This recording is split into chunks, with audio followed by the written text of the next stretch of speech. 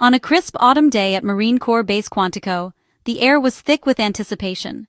The base, steeped in history and tradition, stood as a silent witness to a pivotal moment unfolding within its grounds. Secretary of War Pete Hegseth delivered a message that shook the military establishment to its core, sending ripples through the ranks of officers and enlisted alike. He declared the United States must urgently prepare for war, not against a specific enemy, but as a fundamental shift in national mindset. The announcement was not just a call to arms, but a call to transform the very culture of the armed forces. Hegseth invoked the ancient principle: if you want peace, prepare for war. This timeless wisdom, he argued, must now guide American policy more than ever before. He argued that pacifism is dangerous, and only overwhelming readiness can deter aggression. In his view, strength and vigilance are the only true guarantees of security in an unpredictable world. The speech marked a clear end to military downsizing, calling for more troops, expanded arsenals, and massive ammunition stockpiles. Factories would ramp up production, and recruitment centers would see a surge of new faces. Military strategists began to reevaluate old doctrines, shifting focus from limited engagements to large-scale preparedness. The entire defense apparatus was being retooled for a new era. Quantico, the crossroads of the Marine Corps, was a symbolic setting. Hegseth was speaking directly to the heart of American military power, where tradition meets transformation. The message: the U.S. must pivot to constant readiness, able to respond to threats anywhere, anytime. No corner of the globe would be beyond the reach of American resolve. This new doctrine positions military strength as the primary tool for maintaining peace in a world seen as increasingly hostile. The stakes, Hegseth warned, have never been higher. The era of constrained defense budgets and limited engagement is over. America is preparing for whatever may come, determined to meet the future with unwavering resolve and unmatched power. In April 2025, President Trump officially renamed the Department of Defense to the Department of War, a move loaded with symbolism. This wasn't just a change of signage, it signaled a fundamental shift in military philosophy. The new name reflects a return to the military's core mission: fighting and winning wars, not diplomacy or peacekeeping. Secretary Hegseth embraced this, stripping away what he called extraneous responsibilities, to focus on lethality and combat effectiveness. The word war in the title is a constant reminder of America's readiness to use force. This shift moves war from a hypothetical to a central organizing principle of national security. For service members, the message is clear: prepare for and, if necessary, execute combat operations. The change has profound implications for training, doctrine, and procurement, all now aligned with a more assertive, combat-focused mission. America's military identity has been recast for a new era of confrontation. The Department of War's new doctrine demands a dramatic increase in military manpower and firepower. Secretary Hegseth called for reversing decades of force reduction, expanding the active duty military to deter threats on multiple fronts. The buildup isn't just about numbers. It's about technological superiority: next-gen jets, warships, missile systems, and cyber capabilities. Stockpiling ammunition is now a top priority, ensuring the U.S. can sustain high-intensity conflict without shortages. Logistics and readiness are being overhauled to avoid the pitfalls seen in recent global conflicts. General Dan Kane, chairman of the Joint Chiefs, echoed the urgency, citing rising global risks. The administration frames this expansion as a necessary precaution, not aggression. The goal: a force so formidable that no adversary would dare challenge it. America is investing in overwhelming strength to secure its interests and allies worldwide. One of the most controversial changes in recent military policy is the loosening of rules of engagement for U.S. forces, a move that has sparked intense debate both within the armed forces and among the public. Secretary Hegseth now authorizes troops to operate under more aggressive guidelines: intimidate, demoralize, hunt down, and kill the enemy. These new directives are designed to give commanders on the ground greater flexibility and autonomy, allowing them to respond rapidly to threats without waiting for higher-level approval. Proponents argue this unleashes the military's full potential, removing hesitation and red tape that can slow down critical decisions in the heat of battle. They believe that by empowering soldiers to act decisively, the U.S. can gain a significant tactical advantage and better protect its own forces. Critics, however, warn these rules risk more civilian casualties and may violate international law.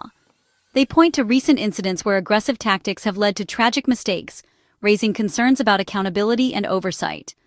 Human rights groups and allies fear the new posture could alienate local populations and damage America's global reputation, making it harder to build trust and cooperation in conflict zones. The debate pits tactical effectiveness against the principles of international law and the moral high ground.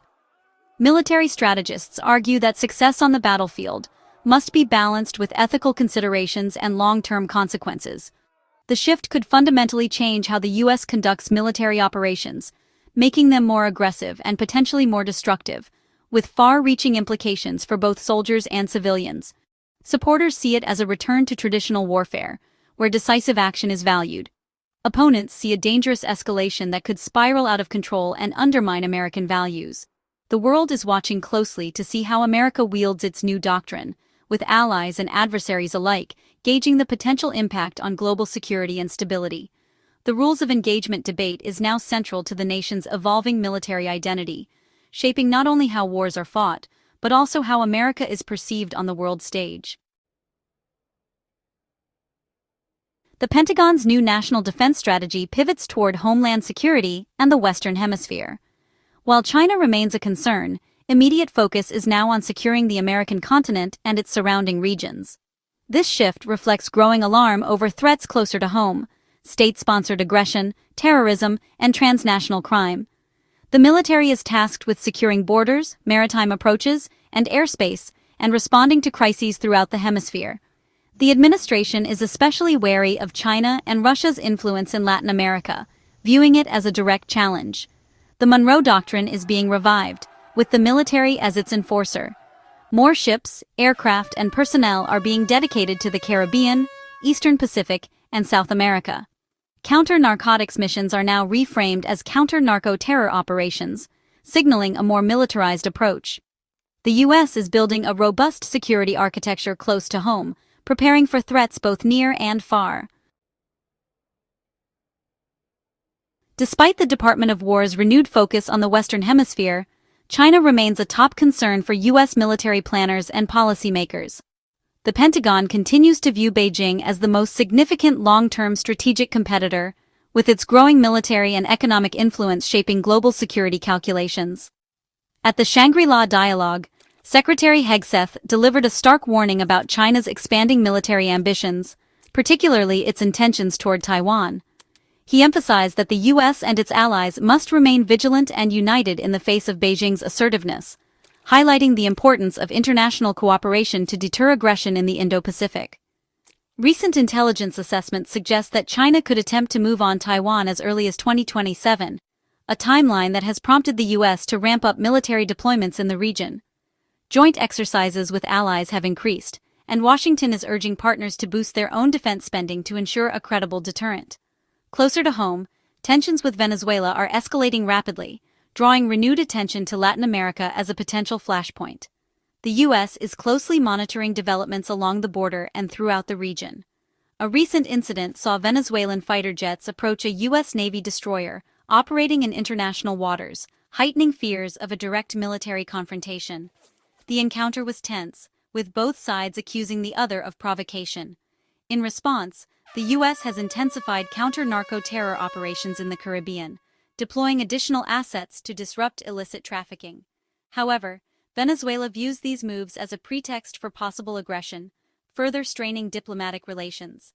Tensions escalated further after a U.S. airstrike on a suspected drug boat killed 11 people, including several Venezuelan nationals. The incident has sparked outrage in Caracas and fueled anti-American sentiment across the country.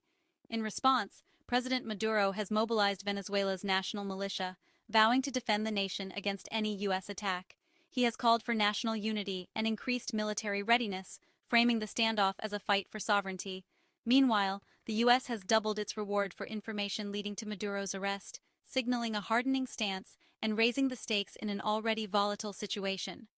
The Southern Caribbean is now a potential flashpoint, with both U.S. and Venezuelan forces posturing and conducting maneuvers. The risk of miscalculation or accidental escalation is higher than ever.